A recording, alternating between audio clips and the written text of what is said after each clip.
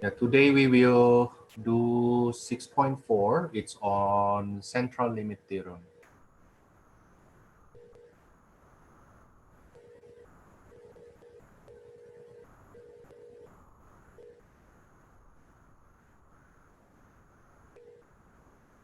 Now, this central limit theorem is actually a continuation from sampling distribution we learned last time.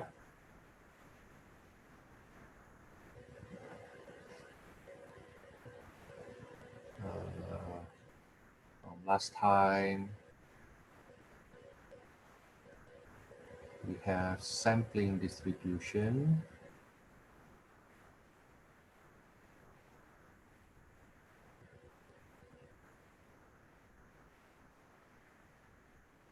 That says the following. If x is distributed with mean mu sub x and variance sigma squared x, then the sampling distribution of size n will be distributed with mean the same to the underlying distribution, and the variance of that sampling distribution is the original sampling, the variance of the original distribution divided by n. Now, consequently, the standard deviation, which is the square root of the variance, right? The standard deviation here will be the square root of the variance divided by n, which will give us basically the standard deviation of the underlying distribution divided by square root of n.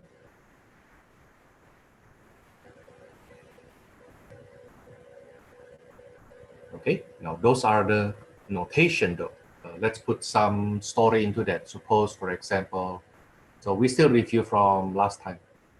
Okay, for example, let x be distributed with the mean equals to, let's say, 5 and the variance to be 2. Then what will happen if we do sampling of size 4? If we do sampling of size 4, the mean of this sampling distribution will be the same.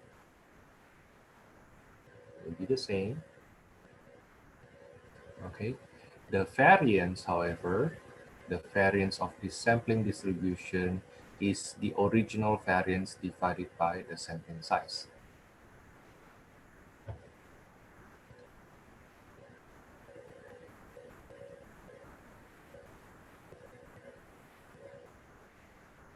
Okay, now consequently, the standard deviation of the original distribution was square root of 2. The standard deviation of sampling distribution will be that square root of 2 over square root of 4. Okay, so the standard deviation still being maintained, but being divided by square root of the sampling distribution. Okay, now by the way, this standard deviation of sampling distribution, standard deviation of sampling distribution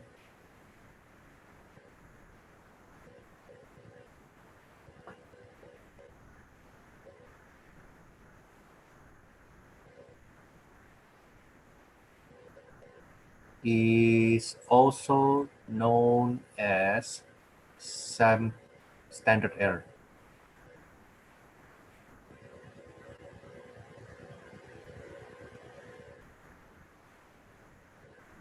Okay, it is also called standard error.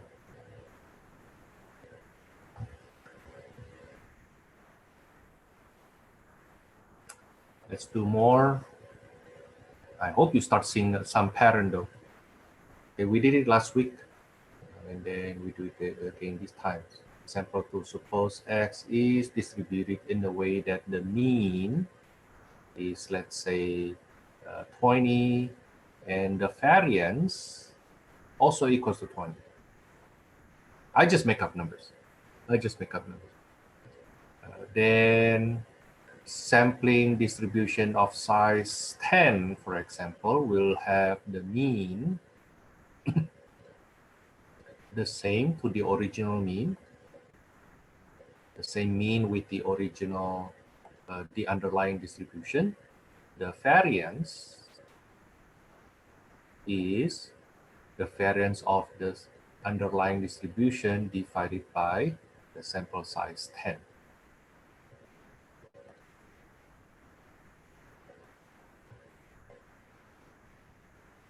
Okay. Well, let me reduce this one. So this is now becomes true.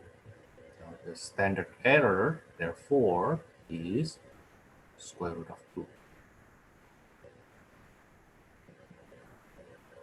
Now sometimes the distribution of the underlying distribution given to us, they give us the mean and the standard deviation. Let's say the mean is 100 and the standard deviation is 15. So the variance is 15 squared. Okay. Now then, what happened with the sampling distribution? Let's say sampling distribution of size 3. And it will be distributed with mean the same mean. The standard deviation is the same standard deviation divided by sampling size, square root of sampling size. Okay, then from there you can use your calculator if you like. You can just leave it like that actually. Okay, now if we look at the variance of the sampling distribution, then you will see that's actually 15 squared over 3. Okay, whose when you do the square root, then you get the number above here when you apply the square root. Okay, now that's sampling distribution. That's sampling distribution. Let me summarize that first. What sampling distribution say?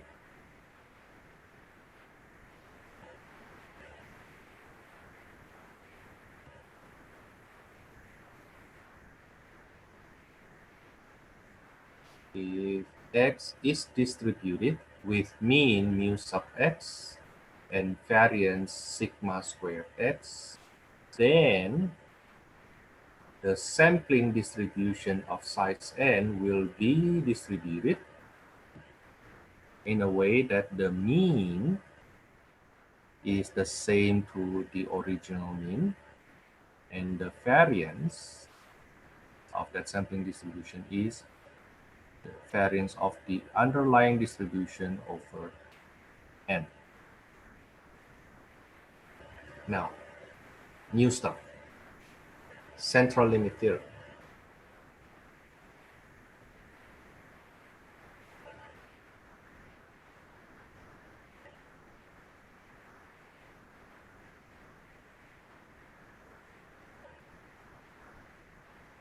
This central limit theorem, like what I said before, is one of the two, in my opinion, one of the two building blocks for statistics. And of so many theorems that I learned, I myself learned in my math career, this is the only theorem at which when I see the proof for the theorem, I didn't see that even in my master study. The first time I saw the proof was actually in my PhD study, and my professor proved that in 2 days. It's like 2 days is approximately 2 hours. Yeah, approximately 2 hours. The proof is actually that very long. And when I look at the book, it takes like around 5 pages of proof. So I never give the proof for central limit theorem. If you ask me now, of course, I don't remember the proof either. Okay, but the consequence, the theorem itself says the following. Quite easy to remember. Okay, quite easy to remember. The theorem actually consists of 2 parts. The first part is the most important part. Okay, it says this: if X is normally distributed with mean mu sub X and variance sigma square X. Okay, so you see everything else are the same except that now we start with a normal distribution. Okay, so we know that the underlying distribution now is normal. Now, if that's what we have, then central limit theorem says that the sampling distribution will also be normally distributed with the mean equals to this, say, the underlying mean, the mean of the underlying distribution, and variance equals to the variance of the underlying distribution over n. So nothing really new here except the fact that if you start from normal distribution, then the sampling distribution will also be normal. That's the only new thing. Okay, the fact that the mean are the same, and I think I want to color it this way. The means the same, and the variance divided by square root of divided by n are the same. Okay, the only new thing is that now we start with a known normal distribution. Okay, in other words, if the original distribution is, for example, binomial, then there's no guarantee it will be binomial. Okay, if the starting underlying distribution is binomial, then the sampling distribution will have the following mean and the following variance, yet it is not necessarily binomial. Okay, if the underlying distribution is Poisson, for example, with mean mu x and variance sigma square x, then the mean of the sampling distribution will be this, and the variance will be this, yet it will not be Poisson. Okay?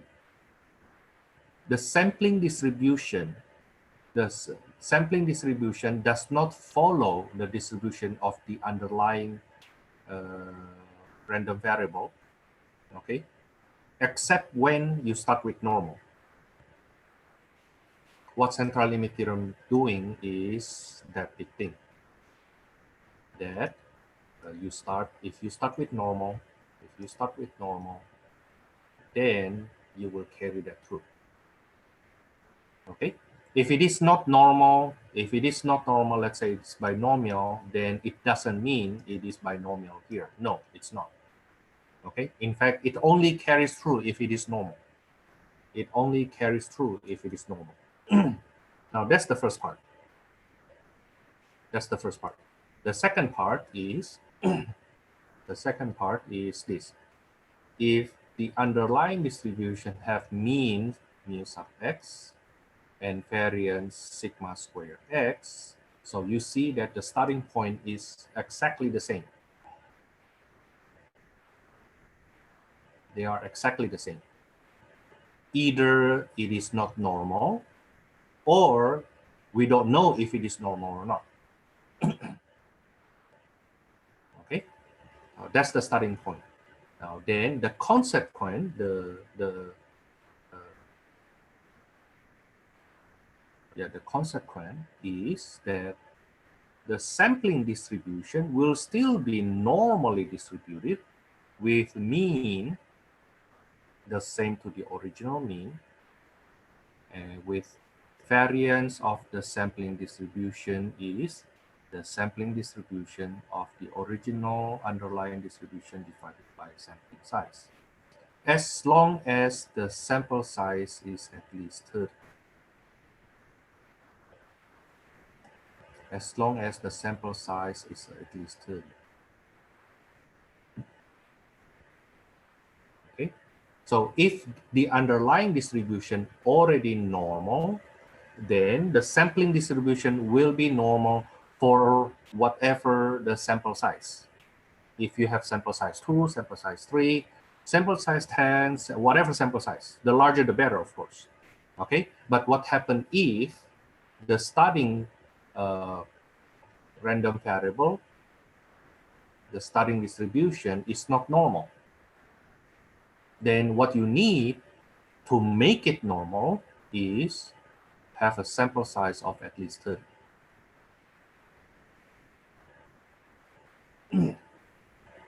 Now we will talk about the first one first.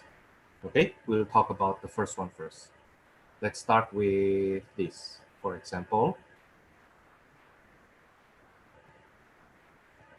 let X be normally distributed with mean 100 and variance 15 squared. Standard deviation is 15. Now notice that it is already normal. Right? It's already normal. So suppose I do sampling of size 3, X bar 3. That will be normally distributed with the same mean, and the variance is the original variance divided by 3. Just like that. Just like that.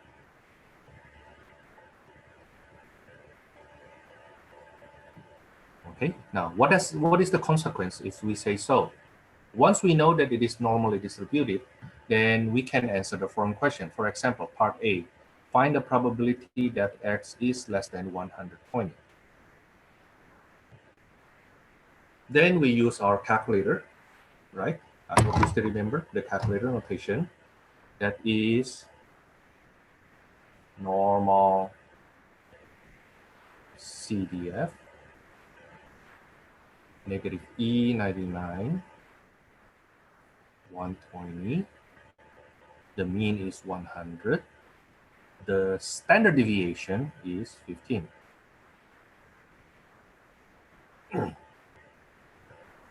Okay.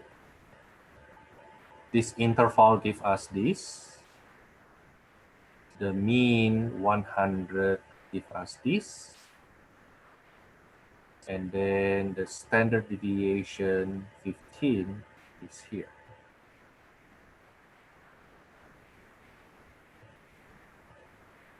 Normal CDF, negative E99, 120, 100, 15. I get this is equal to 0.90879.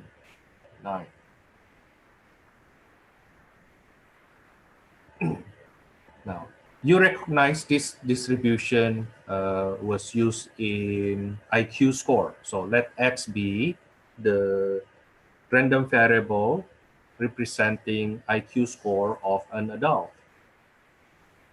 And it is normally distributed with mean 100 with standard deviation 15.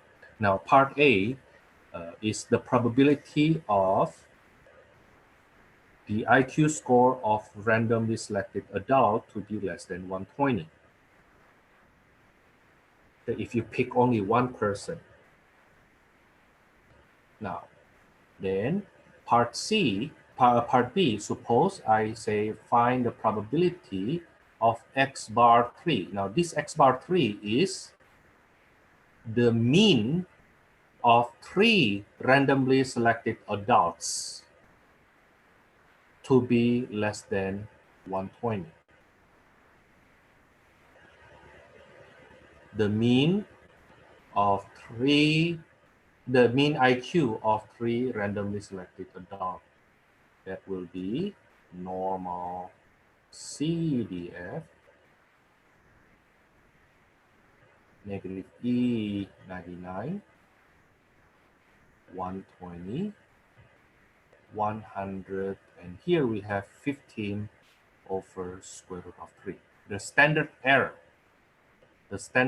is not 15, but 15 over square root of 3. So I hope you see that this gives us the same interval, the same mean. However, the standard error is now 15 divided by square root of 3.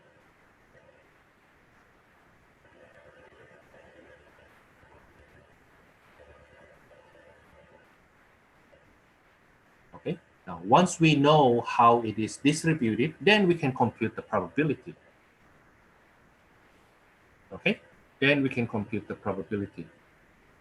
Let me make up one question. I think I have this kind of question a lot in my old tests. For example, let the height of a 3-year-old, that's my son, 3-year-old child, be normally distributed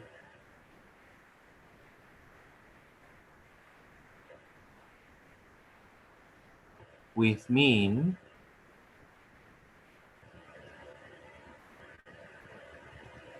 with mean 3 feet. So let's say 36, make it 37, with mean 37 inches.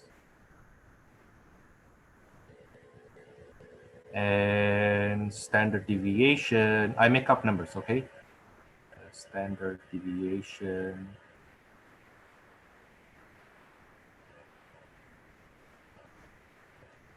7 inches. They are growing.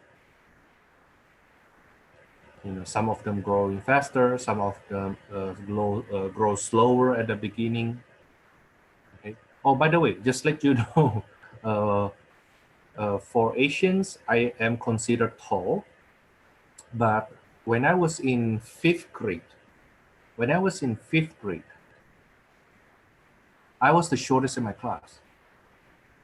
I was the shortest among 120 people. Actually, no. I should not say I was the shortest. I was the second shortest. And the person sit next to me, it's a girl. Okay, she's the shortest. She was the shortest one. So among 120 students, I was the second shortest. Okay, for boys, I was the shortest. For girl, the person next to me was the shortest. Strangely, later on we found out that I and that girl was actually born on the same day. To our surprise, that when we were born, our parents were in the same room. What a big coincidence. Well, anyway, it's a small town. I came from a small town in Indonesia. Well, anyway, so even though letting you this know, so even if you have a child that is kind of short when he is like 3 years old, don't give up. Okay, don't give up. You know, how imagine that when I was the 5th grade, I was the shortest. When I was in 7th grade, I was actually slightly above average already. Yeah, when I was in high school, I was one of the tallest. Surprise! I don't know what I ate. Well, anyway, so let's say we have this. Okay, so then what can we say from here? We say let x be the height of 3 years old. This x will be normally distributed with mean 37 and variance 7 squared. Then suppose we ask part A, find the probability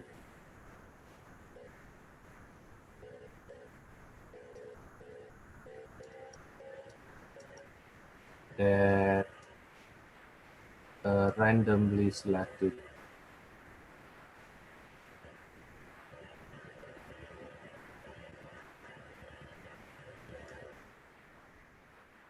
3 years old is at most 40 inches tall.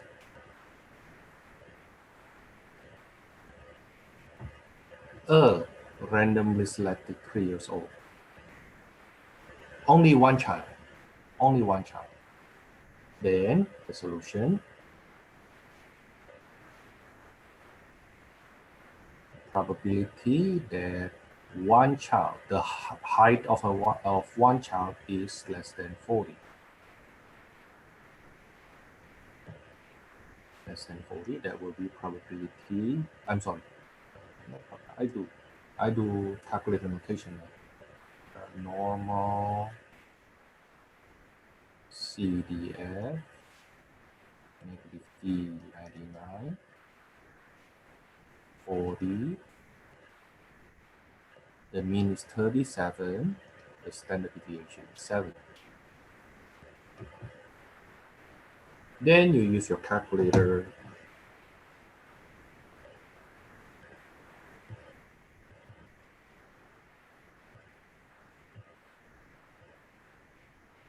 I get 0.66588. So approximately 66.6% chance that child is less than 40 inches tall.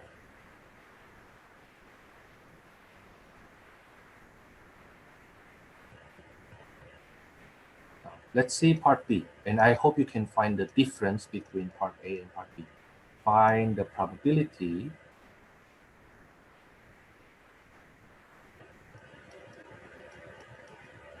that the mean height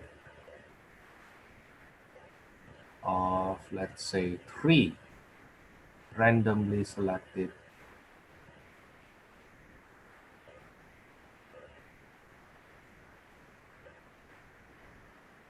years old is at most 40 inches. So see here, the mean height of 3. The mean height of 3. So not one person, it's three children, okay? And we want to find the probability that the mean height is at most 40, okay? Or let's say, yeah, at most 40. So I should put at most here. Okay, now let's see how will this sample of size be distributed first. X bar 3 will be distributed. Central limit theorem says that because we start from a normal distribution, even if you have only one child, then the sampling distribution will be normally distributed as well at any sampling size. At any sampling size. Yet the variance will be the original variance divided by sampling size.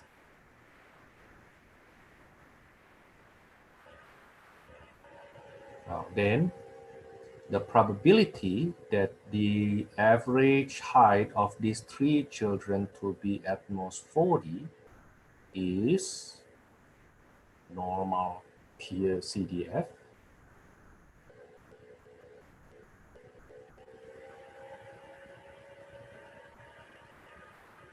E99, negative E99 up to 40, that's the interval. The mean is the same mean. The standard deviation, however, is original standard deviation divided by square root of the sampling size.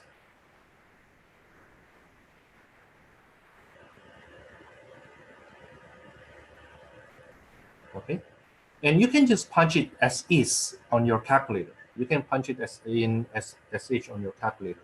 Let's take a look.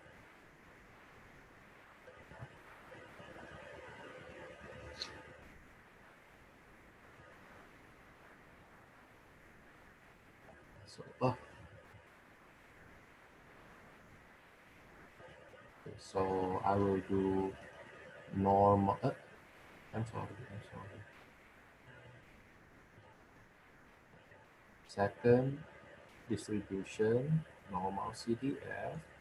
Now the left hand side, the lower bound is negative E99, it's there. Enter. The upper bound is 40. The mean is 37. The standard deviation is 7 divided by square root of 3. So you don't need to pre-compute your standard deviation. You can just plug that in as is into your calculator. Okay, and that is 0.77105. 0.77105. 0.77105.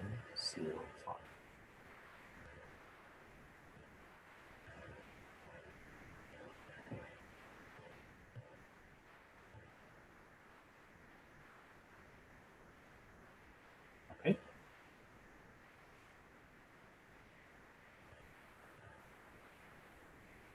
Now, I hope that example is good enough. Let's see another example. This should be example 3. Let the probability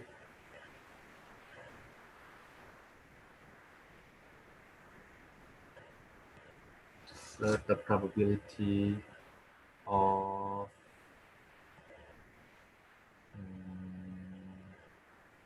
what is the let the probability of sorry.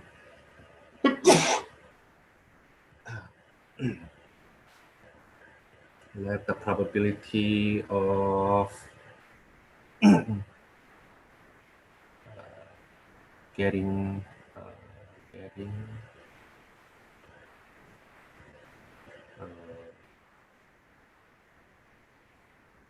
tail be 0.6.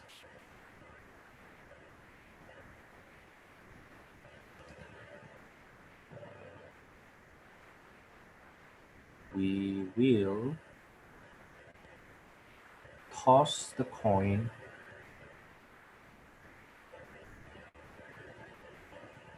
10 times.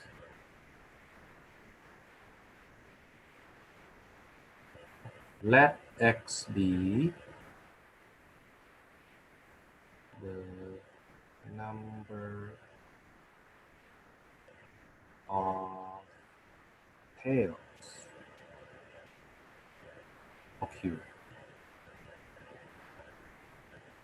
My question to you, how will this x be distributed?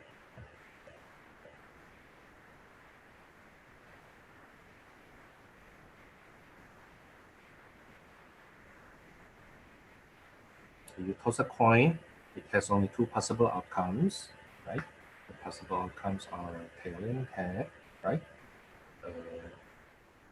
You do it 10 times, right? So it would be binomially distributed with number of tiles 10, and probability of getting a tail is 0.6.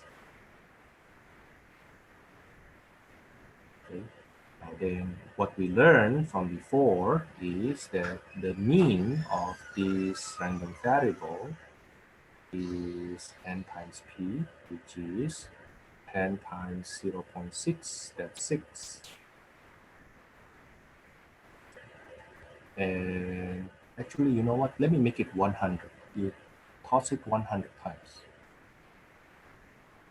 Toss it 100 times, so it becomes 60 here. And then the variance is NPQ, which is 100 times 0.6 times 0.4. That is 0.4. Okay, so when you toss it 100 times, the mean will be 60 and the variance to be 0.4. Now, here's the thing though. Here's the thing. This x here, the number of tails occur when you toss it 100 times, is binomially distributed, right? Okay. So if I ask the following, find the probability that the number of tails you get is less than, let's say, less than 50, less than half, then it will be probability x is less than equals to 49, right? Now we learned this in your test 2. In your test 2, you learned this already. Actually, this is question number 1 and number 2. And I'm sorry, number 1 ABC, right? So this will be binom CDF. The n is 100. The p is 0.6. Cumulative up to 49.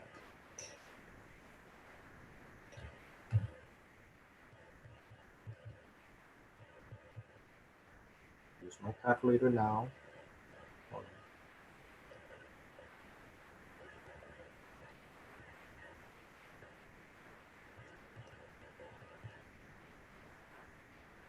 I get 0.01676. That's the probability of getting less than 50. Now, the thing is this. I continue. Suppose we do this trial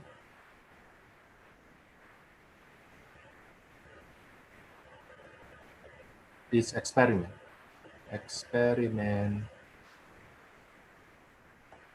We do this experiment, let's say 45 times.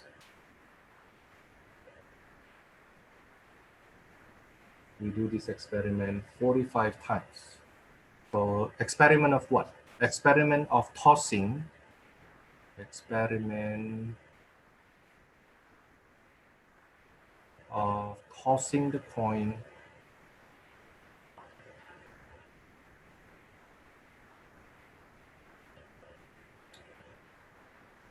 100 times.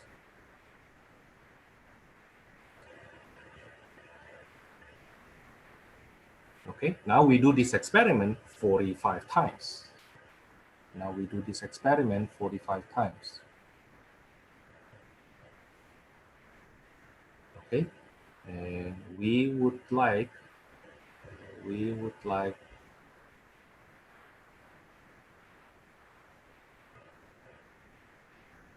to see or to know, the first part is how will the mean number of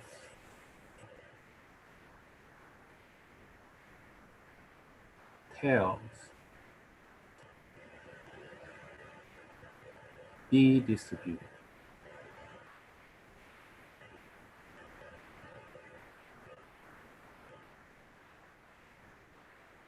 Now we see that from part A, right, x is distributed in a way that the mean is 60 and the variance is 24. Right? Now you do it 45 times. You do it 45 times, then the sample mean of this 45 experiment will be now, because the n is more than 30, right? Because the sampling size is 45, you do it 45 times, which is at least 30. Then, by central limit theorem, it will become normally distributed. The mean will be normally distributed with mean the same mean. Okay, and then the variance will be the original variance divided by sampling size.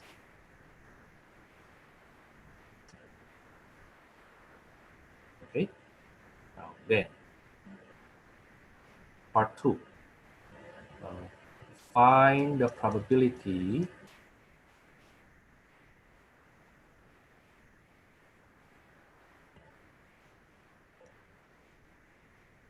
that the the mean number of tails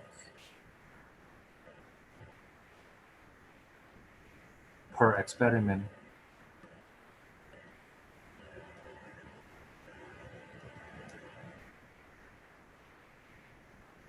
is less than 50.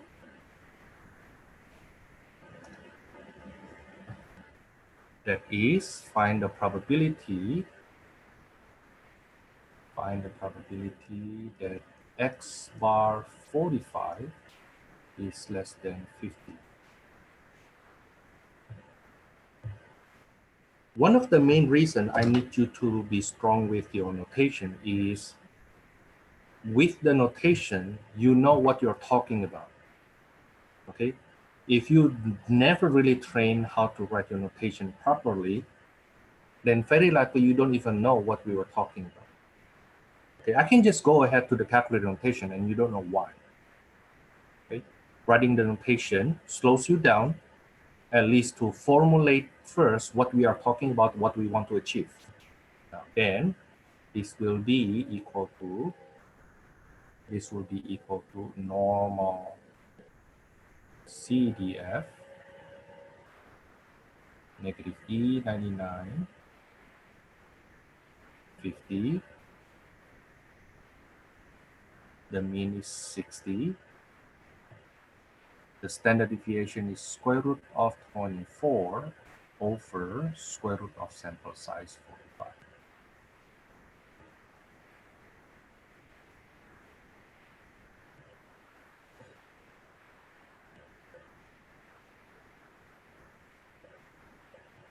Okay, and this is equal to, I think this is very, very small.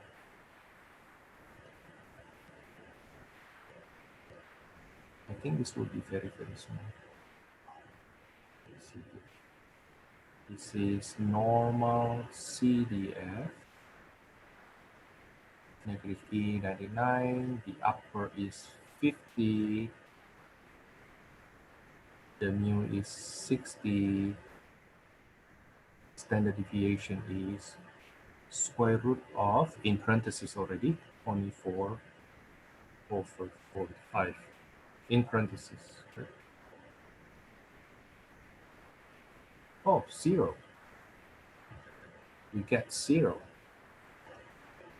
The probabilities must be so small such that they say, no, the average will not be less than 50.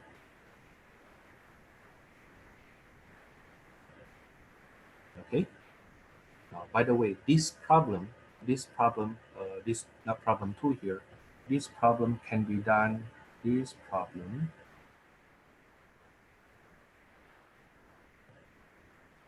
can be done by another approach.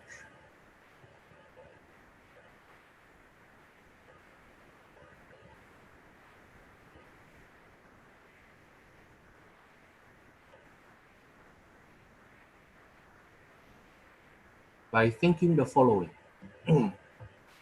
45 trials of experiment, each of the you toss it 100 times, means that's 4,500 toss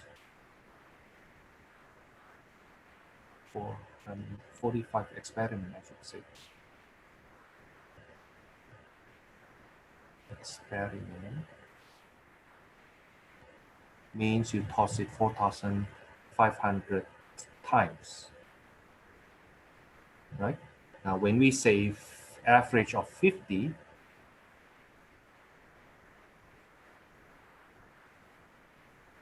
that's the same to how many tails we're supposed to get. If the average is 50, then 50 times 45. That's 2,250.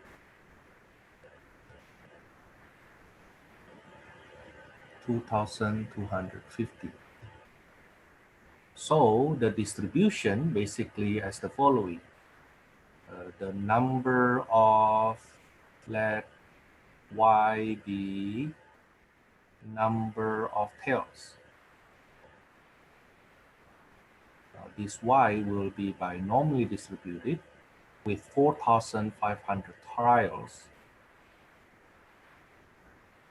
Probability of getting a tail is 0.6. Now, what is the probability? The number of tails you get is less than 2,250,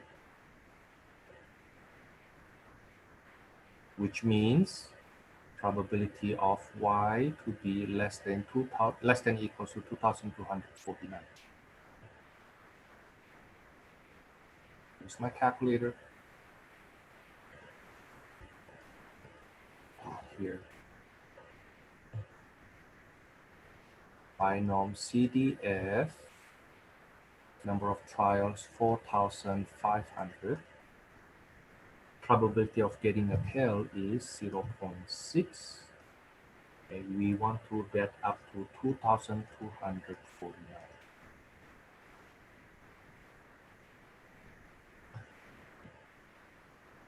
That's the probability if we use binomial distribution to compute.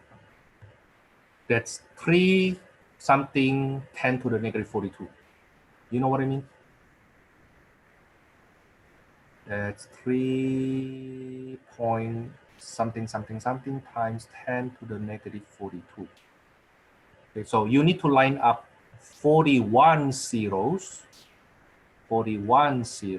before you get 41 zeros before you get the 3.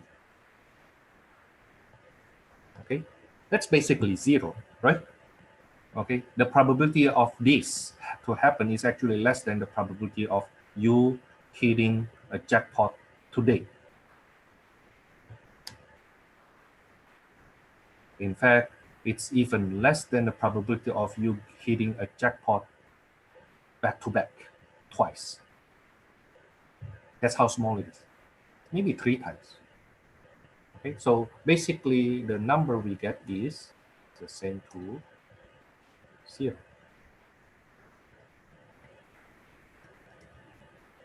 Okay, I happen to choose an example at which we can compute it another way, right, to verify that the way we approach using central limit theorem is give us the same result.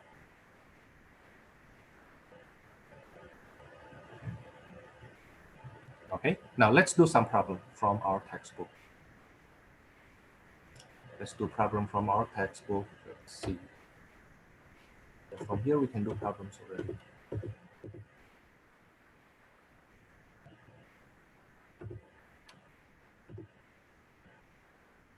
me a second. I need to quote from our textbook.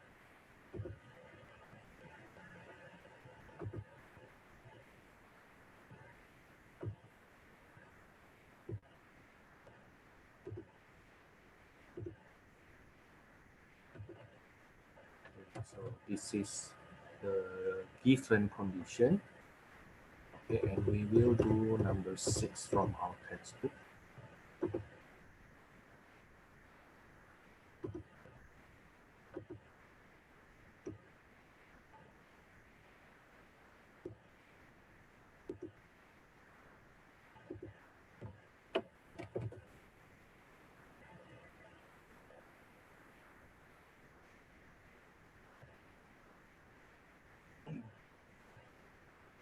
So assume that females have pulse rate that are normally distributed with mean 74 per minute and standard deviation 12.5 beats per minute. Let's write it down first. What's that? Let X be number of the pulse rate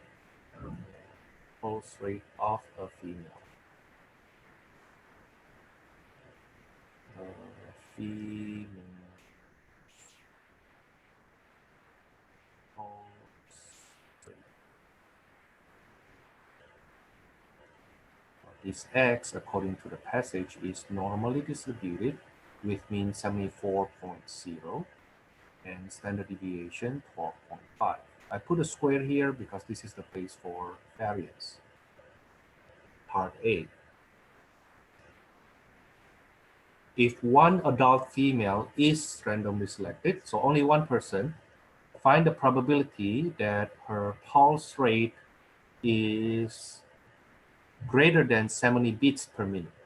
Probability that X is greater than 70 for one person only. Okay, greater than 70 means from 70 to infinity, right? Yeah, of course, nobody's pulse rate to be infinity, but it is normally distributed. Okay, so we can just say, well, it goes to infinity. Okay, so this is normal CDF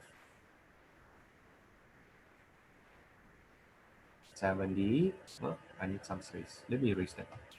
70 E99. The mean is 74.0. You can omit that 0.0 and standard deviation 12.5. Then you use your calculator to do that.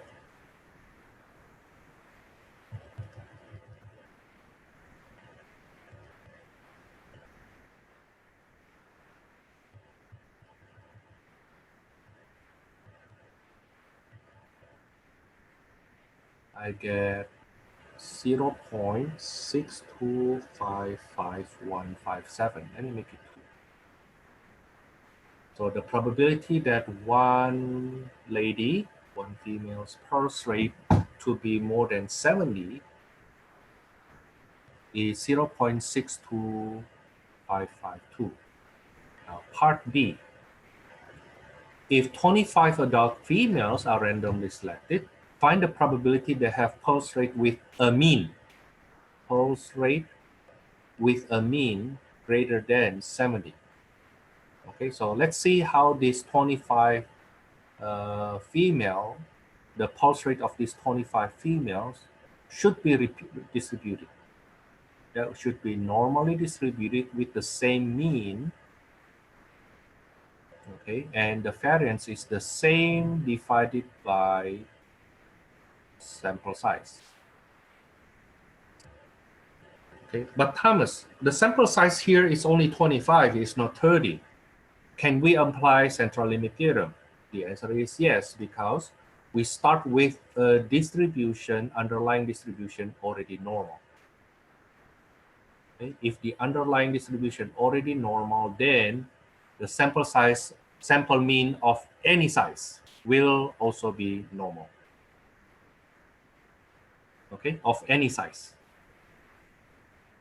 Now, the question is find the probability that the pulse rate, the average pulse rate of these 25 females is greater than 70. Okay, so it will be normal CDF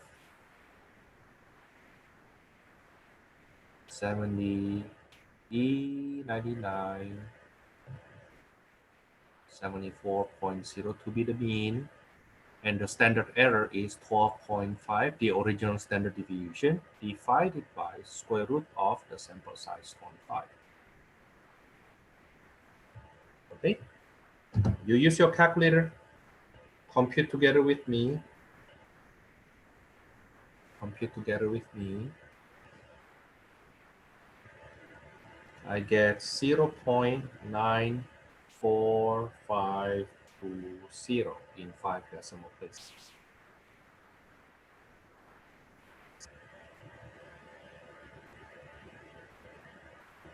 Okay, part C. Why can the normal distribution be used in part B even though the sample size does not exceed 30? Well, because the underlying distribution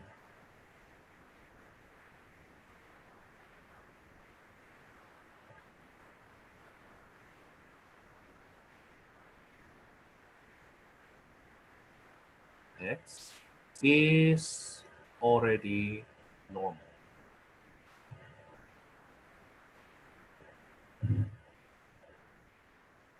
Okay, that's the reason. If it is already normal, then the sample mean for any size will also be normally distributed. Okay, I would like to go on with other question, but you know what? Let me do part D, my own question. Let me do part D, my own question, so that you can distinguish what we do here to what we did before. Okay. Part D. If 25 adult females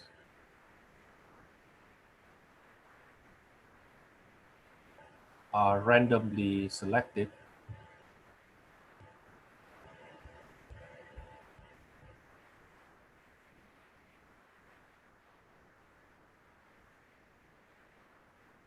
find the probability.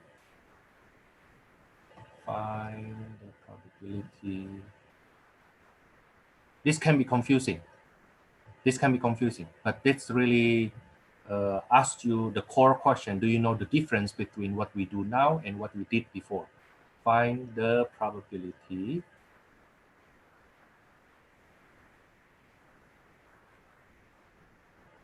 that at most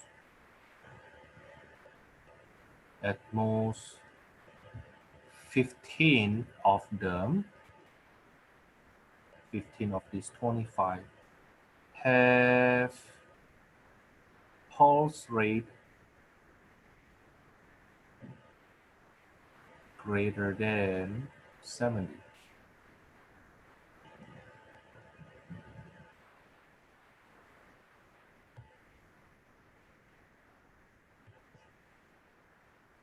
Question part B,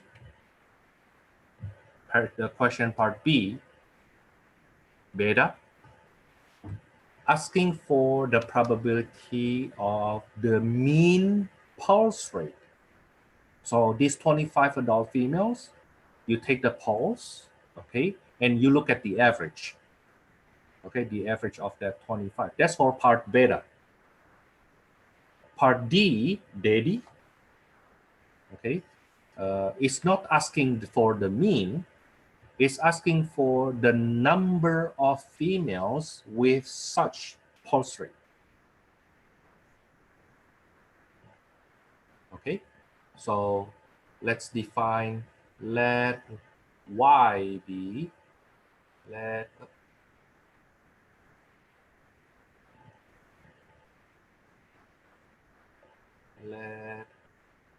Y be the number of females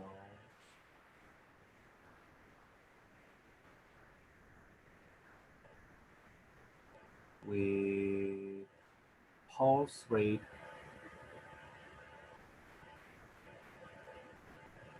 greater than 70.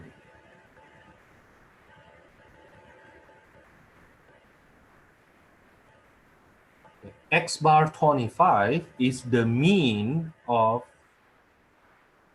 these 25 pulse rates.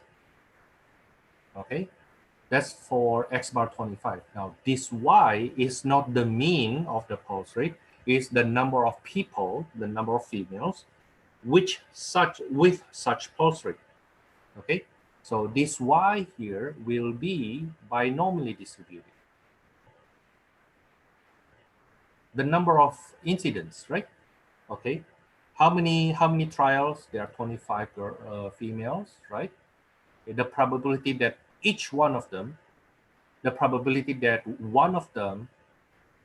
each one of them has a pulse rate greater than 70 is 0.62552. Where do you get that from, Thomas? From part A.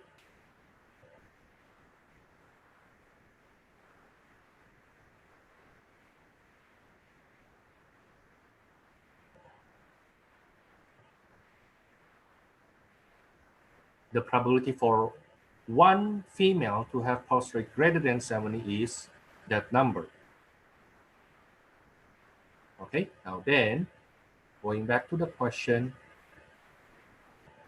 okay, what is the probability that the number of females with pulse rate greater than 70 is at most 15.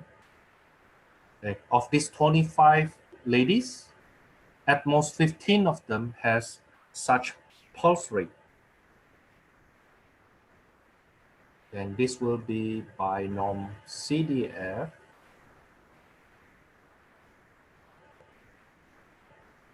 The number of trials, 25. Probability of each trial, each female to get pulse rate greater than 70 is 0.62552. We want at most 15.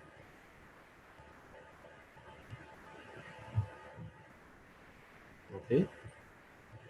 So that will be binom CDF 25, the number of trials 25, probability of success 0.62552 up to 15.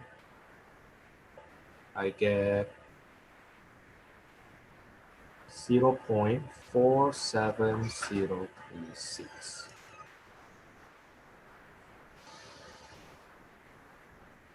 Now, the mean, the probability that the mean is more than 70 is very high. The probability that the mean is more than 70 is very high. Okay? But the probability that at most 15 of them have pulse rate more than 70 is actually less than 1/2.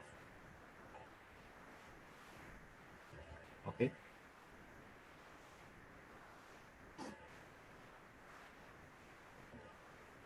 Now this can be confusing for you, but I know if you need to get confused now. This confusion, if you get confused right now, it's very likely because of your understanding first on these three distributions. What are these three distributions? First one is probability, the distribution for the pulse rate of one person, the pulse rate of one female. Second, the average pulse rate of 25 females. And then the number of females with pulse rate greater than 70. So this one question deals with three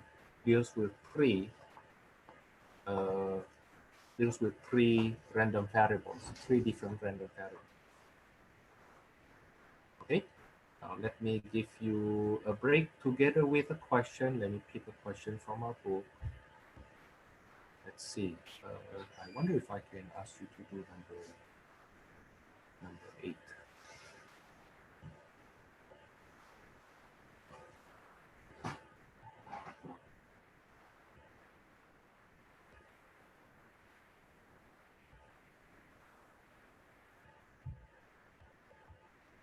I think number 8 has the same have the same distribution. So we start with x to be normally distributed with mean 74.0 and standard deviation 12.5 squared. And then please answer part A and part B and part C. Your break will be 10 minutes, 12:05, plus this question, another 5 minutes. Let's make it 12:15 from. Yeah, let's make it 12:15.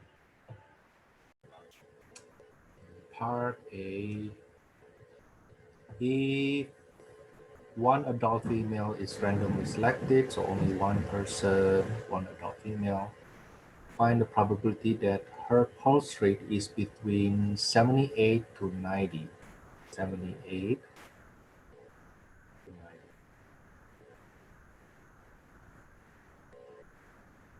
That would be normal CTF. 78, 90, 74.0 or simply 74, standard deviation 12.5.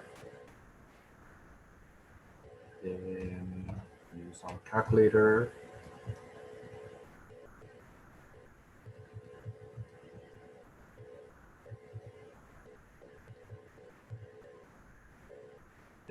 0.2742115.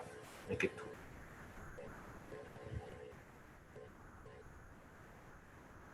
Part B, let me do it on the left-hand side here. If 16 adult females are randomly selected, find the probability that they have pulse rate with a mean of 78 to 90.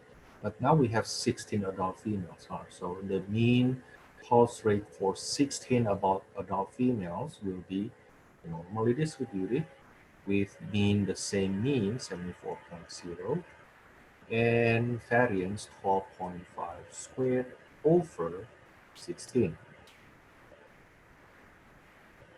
Okay, divided by the sample size for the variance.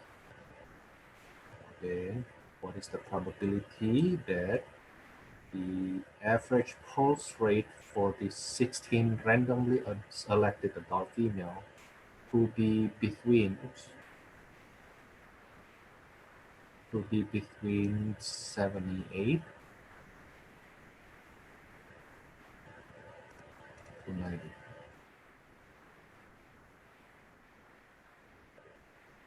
This will be normal CDF.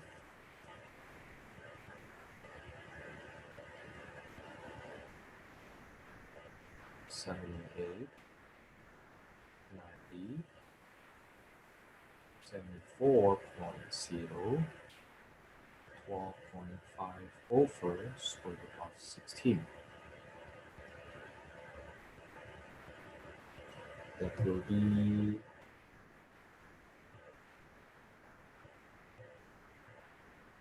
0.10027.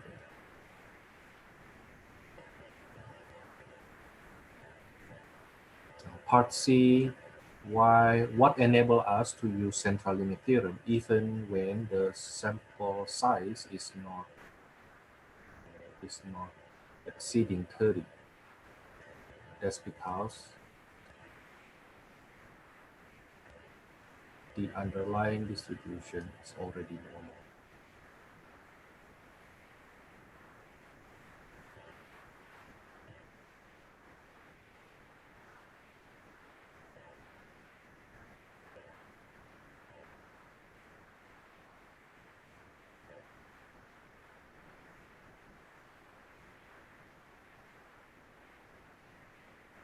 Okay.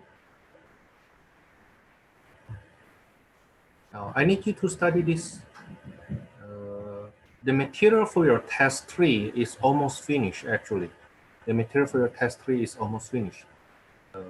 With this, what I plan to do next week is I will do the last part of our the last topic of our test 3, which is Bayes' theorem. Actually, no, that's not the last topic. No, that's not the last topic. The last topic will be the next chapter, chapter 7.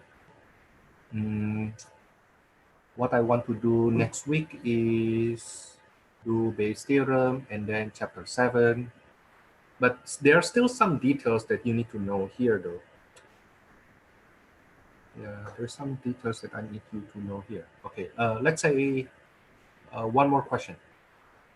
You know what? Let's do one more problem from the book and then one more problem from me. Okay, I get question from number 18. Unfortunately, our current textbook, don't have a lot of enough question, in my opinion. Okay, so you need to practice basically all odd numbers, though. Okay, number 18. Number 18.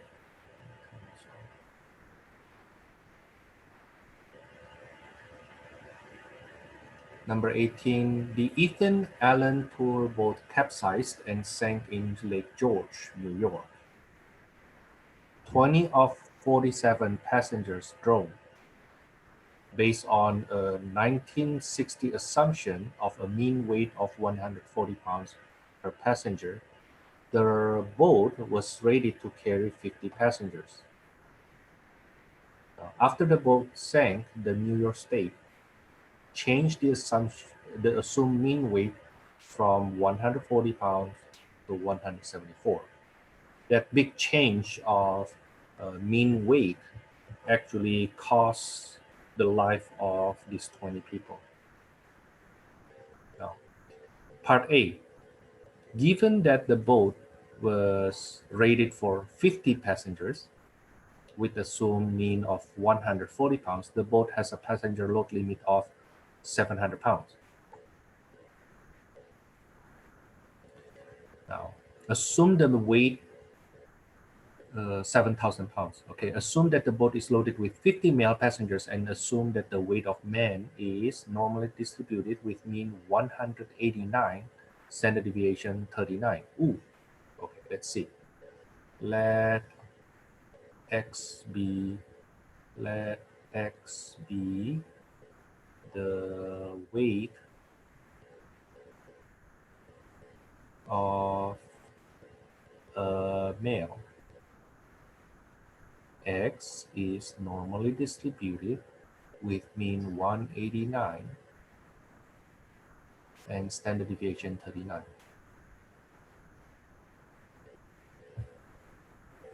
Okay, the passenger load limit is 7,000 pounds. Find the probability that the boat is overloaded because the 50 male passenger has the mean weight greater than 140. So what happened is the current weight, male weight, is distributed this way. Now, because they use the old one, the old measurement, the old one is normally distributed is with 140 as the mean. Okay. Now the thing is, now you have 50 passengers. Now, what is the probability the boat is overloaded? Now, the boat is overloaded. So part A, probability the boat is overloaded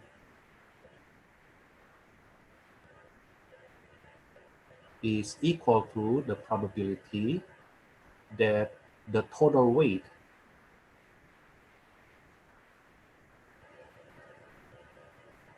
is over 7,000. Is it right?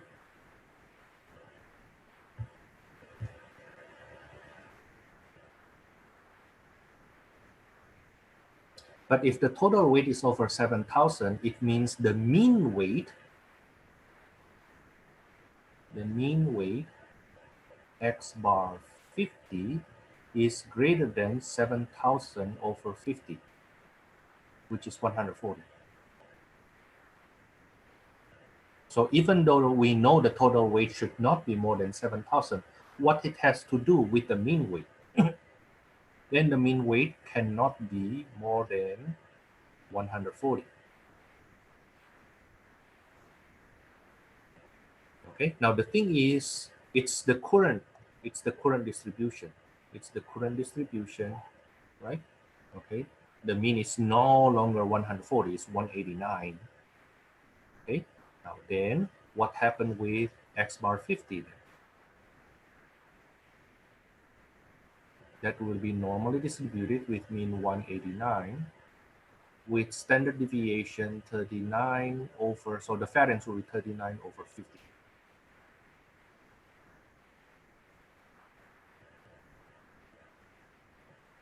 Okay, so this is equal to probability that actually normal CDF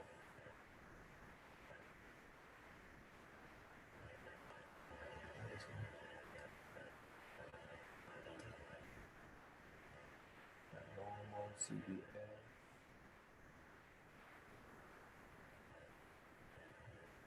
(140) up to infinity. The mean is 189.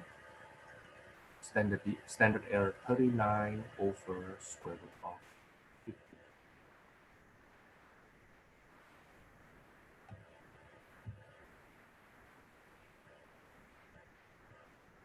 I use my calculator.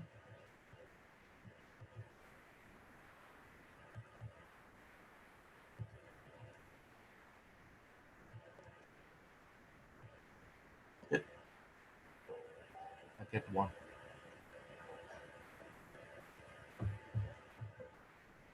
So if you have 50 male passengers there, knowing that the average weight for a male is 189, then the probability that the boat is overloaded is actually 1. It's surely overloaded. You see, because they don't update this 140 becomes 189, it kills people. Okay. Now the sad thing is they actually increased that instead of to 189. Even when they update it only to 174. Let's see the reasoning behind it. Okay. Let's see the reasoning why they increased it to 174. I hope the question actually reasonable. The boat, part B, the boat was later rated to carry only 14. With the load limit was changed to 2,436.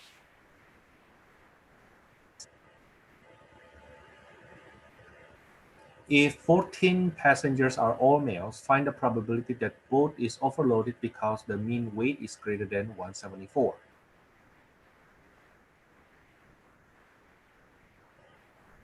Does the new rating appear to be safe when the boat is loaded with 14 male passengers?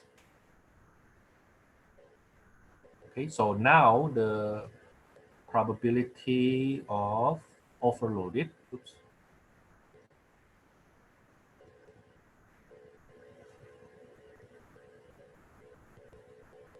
Why doesn't it erase that?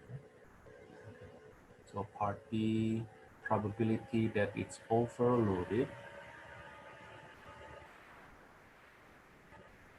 is equal to probability that the total weight is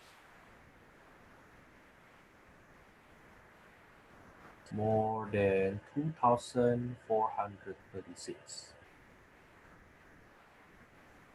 Okay, now they can carry only 14 passengers. So that's the same to say the average weight of these 14 male passengers, assumed to be male, is greater than 2,436 total divided by 14 to get the average. Now let's see, that's 2,436 divided by 14 give us 174. Actually, that's how they get that 14.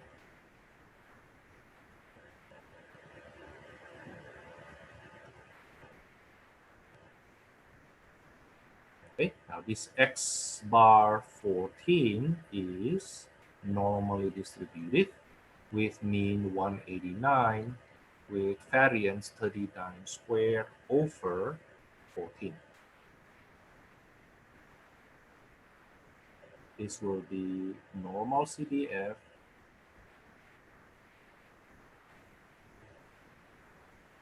the mean from 174 now up to E99.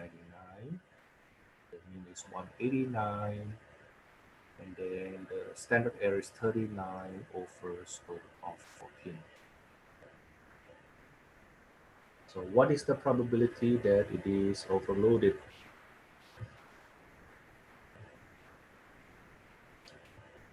Lower bound 174, upper bound is E99, the mean 189.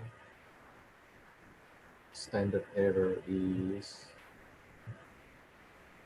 39 over square root of 14. I get 0.92494.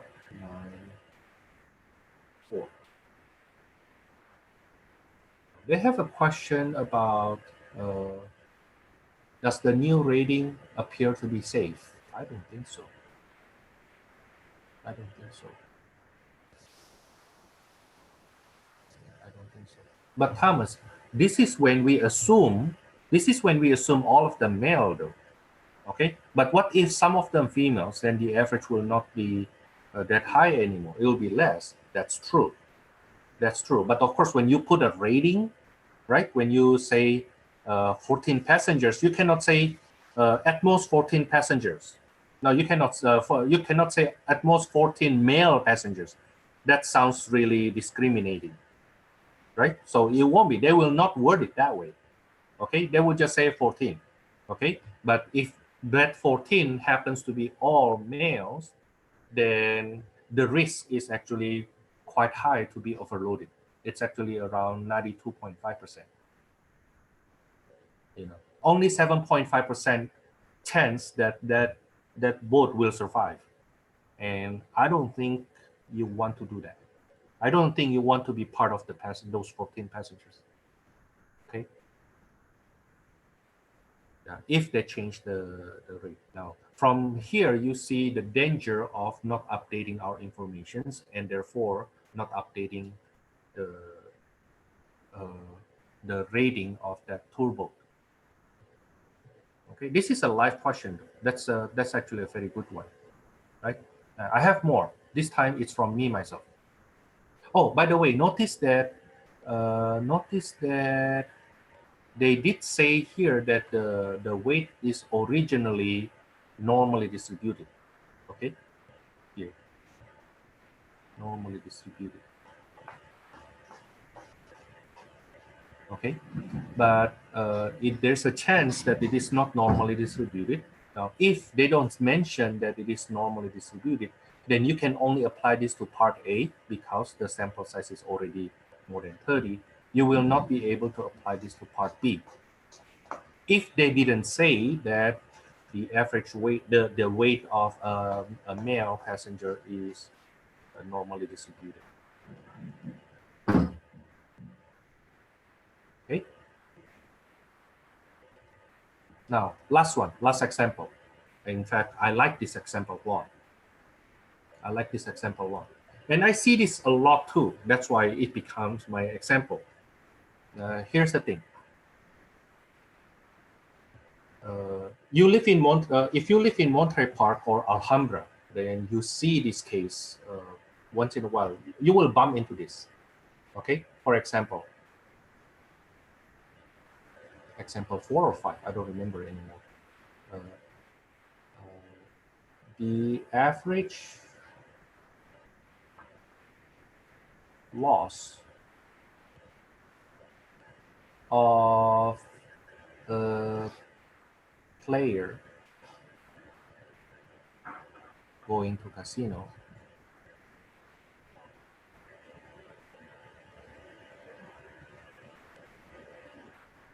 is, let's make a number. Reasonable enough. Anybody go to casino? I do.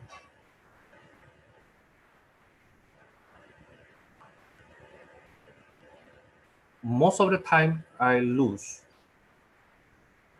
Once in a while I win. When I lose, I try to limit my loss to $500. Of course, most people don't limit their loss to that number. They usually say, "Oh, if I lose $60, I leave." Okay. Of course, I won times I win. When I win actually quite a lot. I don't limit my win. Okay, nobody should limit the win. Okay, you just need to know when to go home, basically. Okay, but you don't say, you know what, if I win 100, I go home. No, you will say, oh, you know what, I will play for 1 hour more, like that. Okay, but let's make a number. Let's say the average loss of a player going to casino is, I make a number, let's say $30. Okay, with standard deviation,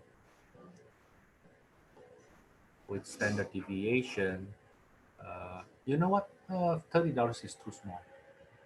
Let me make it $60. Yeah, let me make it $60. Once you go to casino, when you walk into that casino, you have big hope that you're gonna win. Most of the time, when you walk out, you don't know why you lose, but you lose anyway. Okay? So there are times that things happen and you don't understand why, right? Okay, but things still happen. If you say, Thomas, I need to understand why bad things happens to me, that assumption need to be questioned itself. And the way you find out, you go to casino. You go in thinking that you will win. You go out, you don't know why you lose. Okay. You can try again and again. Okay. You go to casino every day. Okay. And you will not find out the reason you lose. Okay. That's to answer your life question, right? Thomas, why bad things happen to me? There are times we don't know why. Honestly, there are times we don't know why. Now, of course, we still try to find out, right? Okay. But at the same time, if you try that 10 times going to casino and lose, you don't expect that the 11th time you go, you will win. No. Instead, based on relative frequency, you go 10 times, you lose 10 times, then you know the relative frequency is 1, right? Then when you go to casino the 11th time, please don't think that you're going to win that one time. No. Okay. I hope by teaching you this, you know, you don't go to casino. If you want to gamble, be the casino, be the dealer. Okay. Now, let's say the standard deviation, I make up numbers. The standard deviation is $20.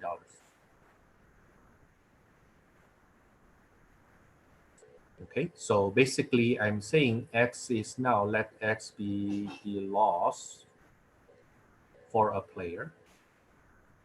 Is distributed with mean equals to 60 and variance equals to 20 squared. Okay. Part A.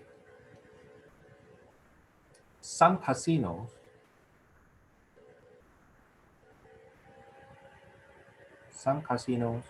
are known to provide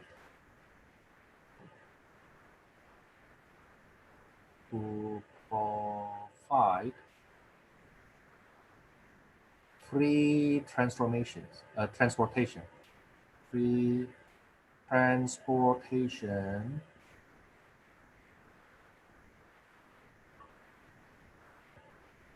to and from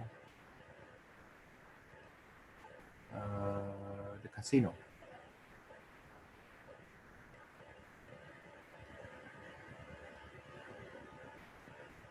In form of bus free transportation. Okay, a bus is provided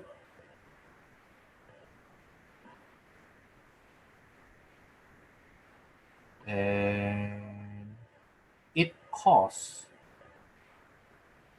the casino, let's say $100 to run, actually 4 times. Okay, make it $200 then, otherwise to run twice back and forth.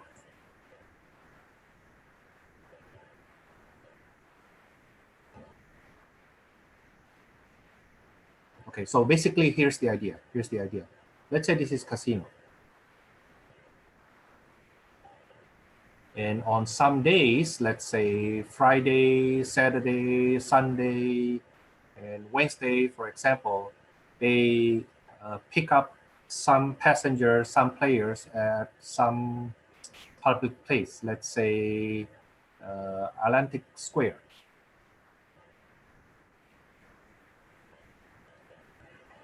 I live right behind Atlantic Times Square, not Atlantic Square. But let's make Atlantic Square. Okay, the one nearby ELAC, right? Across the one with Ralph in the complex. Okay, so let's say this casino is San Manuel Casino. Just make up number. I just pick a casino nearby here. Okay, so what happened is the first trip will be from casino. The bus will go from casino, pick the players at Atlantic Square and go back. Okay, and then let's say they do that 10 o'clock in the morning, and then around 4 o'clock in the morning, the bus will go send the players back to Atlantic Square, and then of course it goes back again. Okay, that's what I meant by twice back and forth. Okay, and the total to run that cost them $200. Okay, the question is, if the bus only runs if with I should say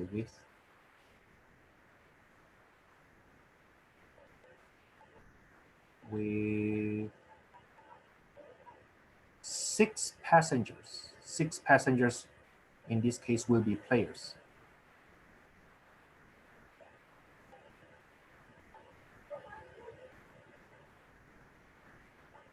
Then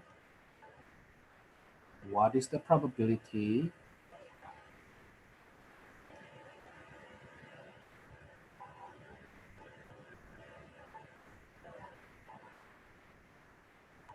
that the casino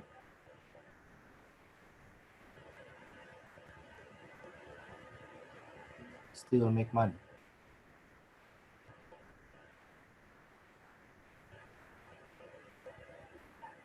Now don't forget, the idea is the player's loss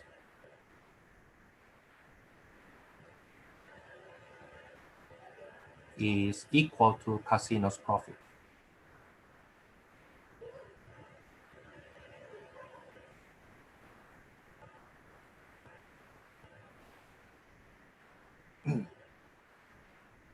Okay, how do we answer this question? Solution.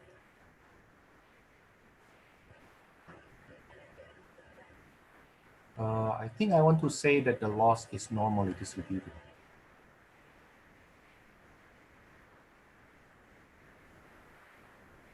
For now, let me just make it normally distributed for now. Okay. So if X is normally distributed with the average loss is 60 for the players, then that will be the average profit for casino. Okay, and then the standard deviation is 20. Then what happens if you have 6 passengers? Then the mean will still be 60, but the variance of that sampling distribution will be 20 squared over 6. Okay, now probability that the casino make money, casino profit,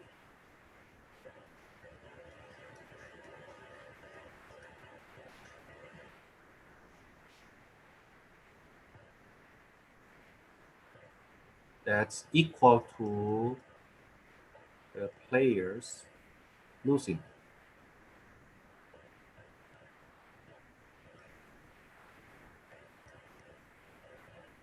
In total. So some of them may still win. Okay, some of them may still win, but in total, they altogether lose. So that's the same to say that players' loss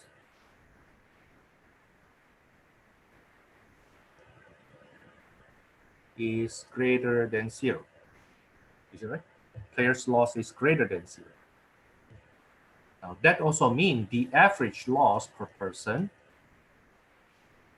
is greater than 0, right?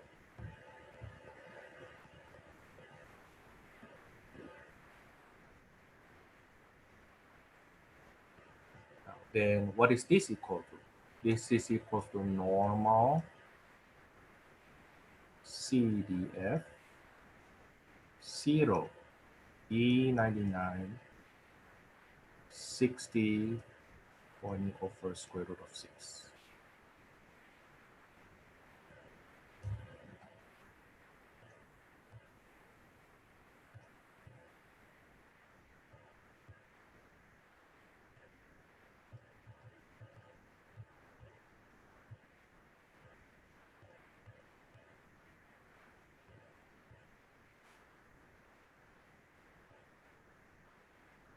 Definitely make money.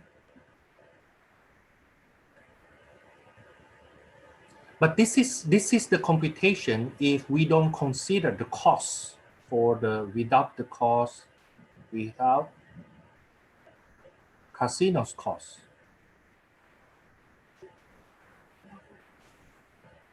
of $200, right? Okay, that's if without casino costs. Okay, so let's update this situation. Let's update this situation. When casino is profiting, it means, if I update,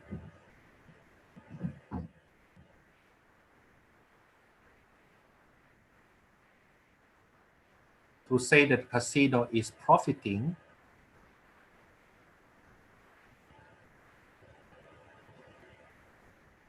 is making money, it means they make more than $0, right? But it also means the player losing more than $200. Players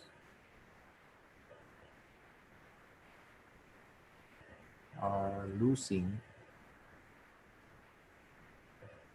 more than $200, the cost of running the bus, right?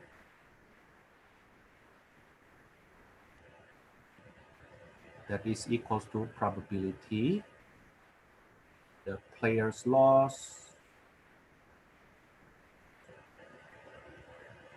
is greater than 200, means probability x bar 6 is greater than 200 over 14.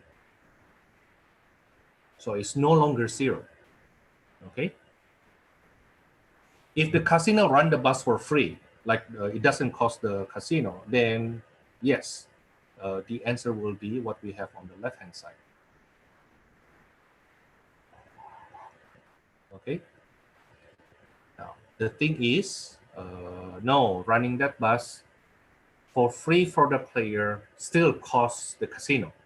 Okay. So what is the probability casino still make money by providing these passengers? Now, notice that it costs the casino $200, but it also provides jobs to the driver, right? And usually the driver has an assistant. And of course, there must be some employee in the casino to actually receive them. Okay, so at least, in my opinion, at least 3 people get the job from this. Now, then this will be 200 over 14. I don't even simplify that anymore because I know my calculator can handle it. Okay, E99, 60, 20 over square root of 6.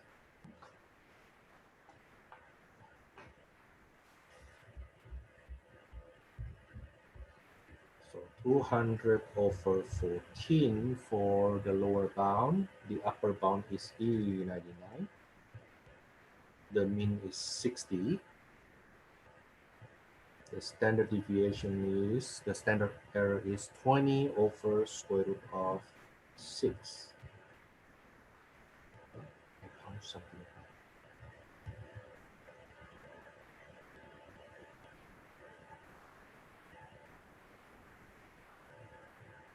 Give me a second. I punched something up.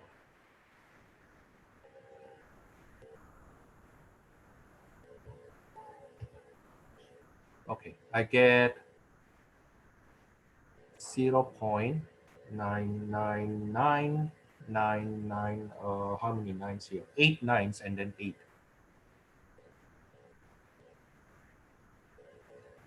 on my calculator. That's basically 1. So even if the bus still need to run at the casino's cost, casinos still make money. Casinos still make money. Okay, when I say make money, it could be only $1, but at least this $1 that the casino make money already include providing jobs to at least 3 people. So do you want this casino to make to invite to pick up their customers or not? If you have this case, remember, we are working for casino. Imagine if you are working for casino, will you make a proposal for your boss this way? Will you say to your boss, you know what, let's make a program instead of waiting for the customer to come and our customer actually dying, like not the customer dying, like our casinos dying because people not coming here. How about we invite them, provide them free buses so that they don't need to worry about how to come here, look at the map. You know, some casino actually goes pretty deep into areas that hard to drive. Like for example, Pala. Okay, Pala is actually hard to drive, but the how to say it? The view is actually really nice though. I like to go to Pala. There's another one casino I like to go. The view is even much better. Barona, I think.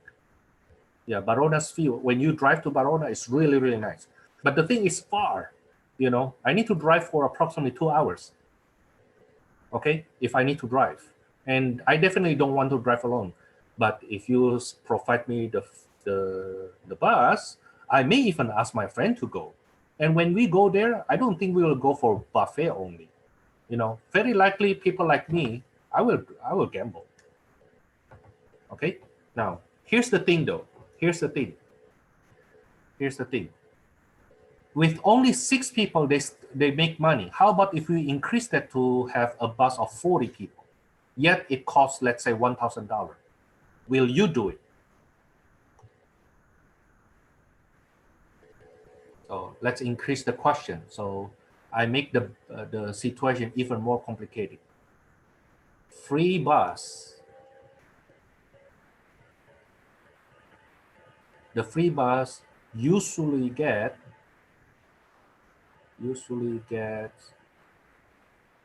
let's make it 40 passengers. Okay, 40 passengers, which will be players.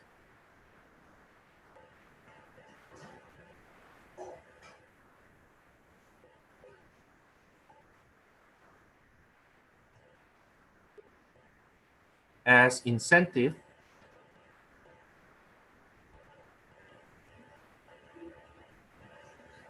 each player is provided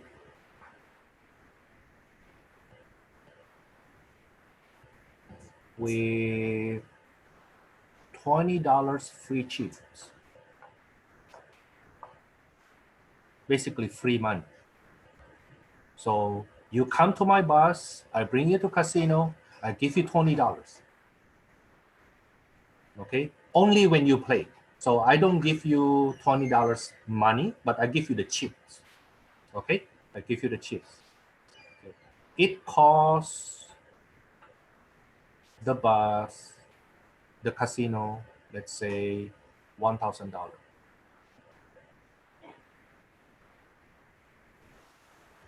to run the bus.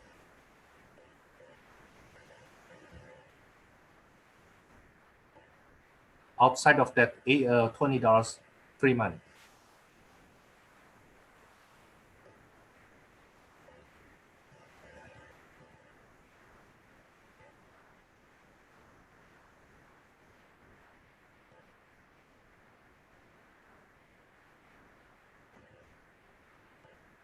That comes from $20 times 40 passengers. Okay, so in total, it costs the casino, $1,800 for this one bus with 40 passengers. The question is, what is the probability? What is the probability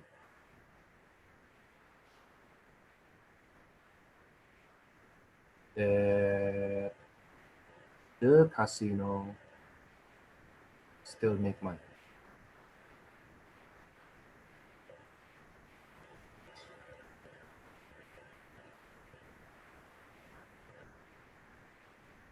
Still get some profit. Okay. Imagine if you apply for a job to a casino, and of course it doesn't have to be a casino. Okay, this is marketing. If you think about it, it's more than just casino, it's marketing. Okay, how can you invite people, make them think that you provide them with good services and entertainment, of course, right? Some free drink at casino. Okay, and those passengers, those players are willing to, quote unquote, risking losing their money, while probability speaking, it's actually nearly surely they will lose. Now, not all of them will lose. We don't expect all 40 passengers will lose. Okay, what we need is the total loss is positive, right? Therefore, the casino make money. Okay, yeah. At least right now, the casino also take the chance of betting this $1,800 to provide jobs to at least 3, very likely 5 people, right?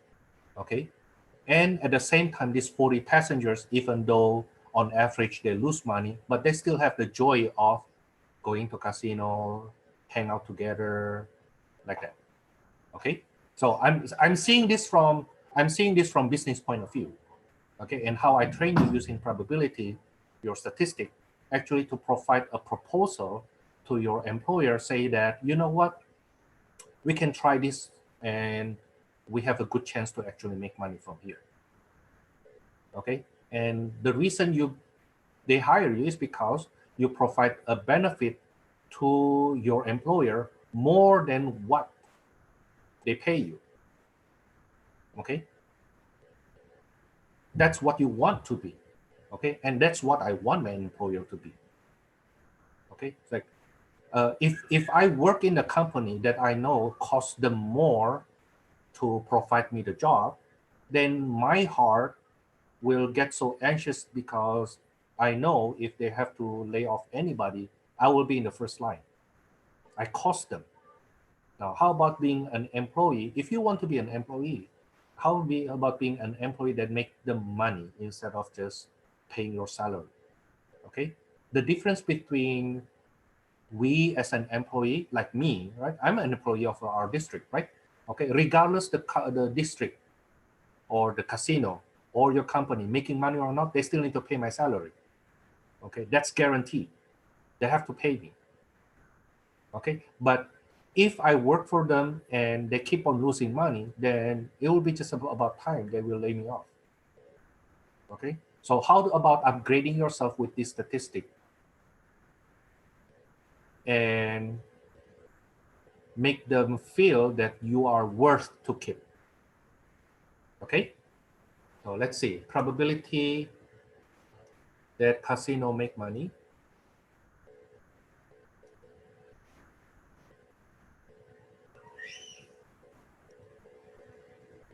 is the same to the probability that the total players loss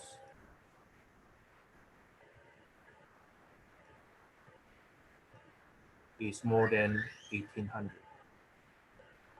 That's the total cost to run this program. Okay, now with 40 passengers means the average loss of these 40 passengers is greater than 1,800 over 40.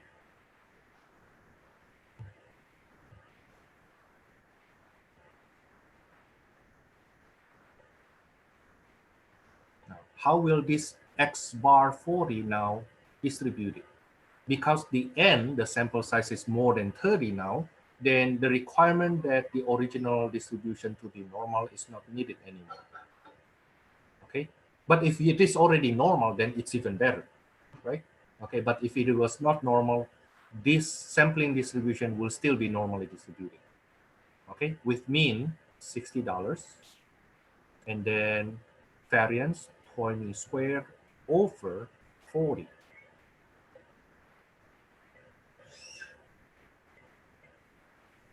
The thing is this though, to be honest with you, I worked for a company before and I was at the position where I make decision. Not really the execution, the one execute, but I could make decisions. And I have some supervisors, some managers actually suggest something for me. I said, well, make a proposal. But Thomas, you get my idea, right? I said, yeah, idea is good, but I need that to be concrete. Give me the numbers. Okay. Your opinion that this program, that program will make money is an opinion that everybody can make. Okay. Let me say it again. Opinion is free. A free opinion is something everybody can make. but not everybody can come up with a number, can come up with data to support that proposal. Okay, when you say, oh, Thomas, this will be good. Okay, what's the probability we make money? Well, I don't know. I mean, you can just count it yourself. Why if I can count it myself, why do I need to hire you?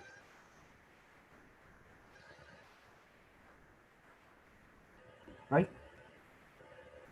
I mean, the reason I hire you because I want you to do things for me, right? Especially those things I cannot do. Okay, so come back here. Can you compute that? What's the probability? Show me the number. Let's say I were the boss, right? Show me the number. What's the chance? If the chance is more than 90%, we go on with this. Okay, I will take a chance. A casino is gambling anyway, right? So as the boss, let's say as the shift manager, I will run with this. Okay, and the stakeholder of that casino, the stakeholder of the company will be happy with my performance as the shift manager if I can actually make the casino lively, a lot of people, and of course, usually the more people you have, the more money you make, right? Okay. After all, the electricity cost of a casino will run the same way regardless how many people there. Okay, you know what I mean? Like the machine will still on regardless anybody playing that or not, right? Okay, so let's see what's the probability here. This is normal CDF 1800 over 40. I think that's 45, but let's leave it like that. Okay, E99, the mean is 60, 20 over 40.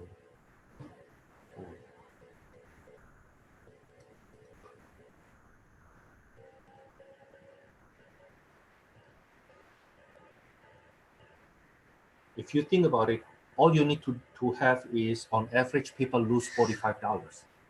Then you break even.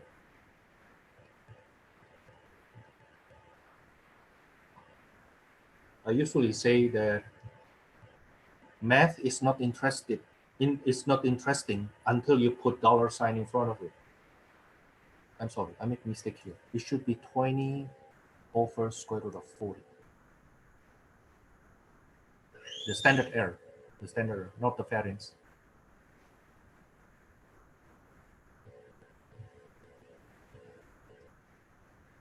I get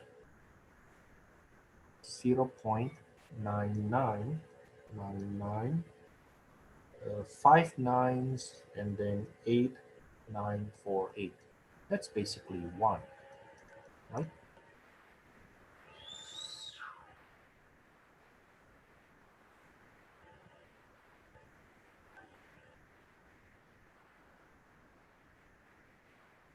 Let's see even more. Oh, you know what? But this is the probability that the casino is actually more than just break even, more than 1800, right? More than 1800. So there's a chance that this is actually the casino actually make $1, and the manager say, no, I don't want to break even. It has to be. I want, let's say, I want to make $1,000 from this program. So you basically change this. You basically, maybe I say here, probability casino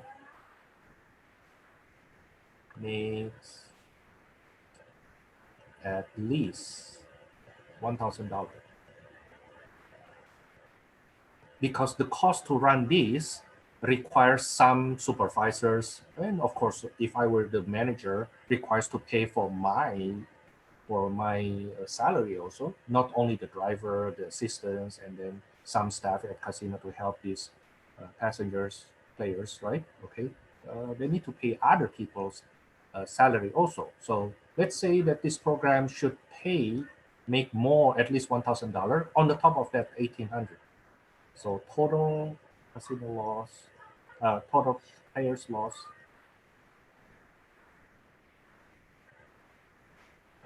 is more than at least 1,800 plus 1,000.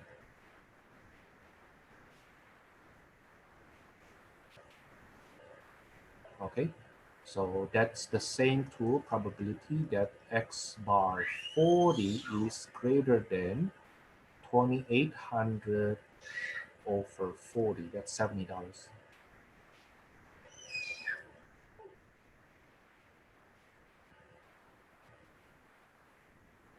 If we have 50% chance, I take it.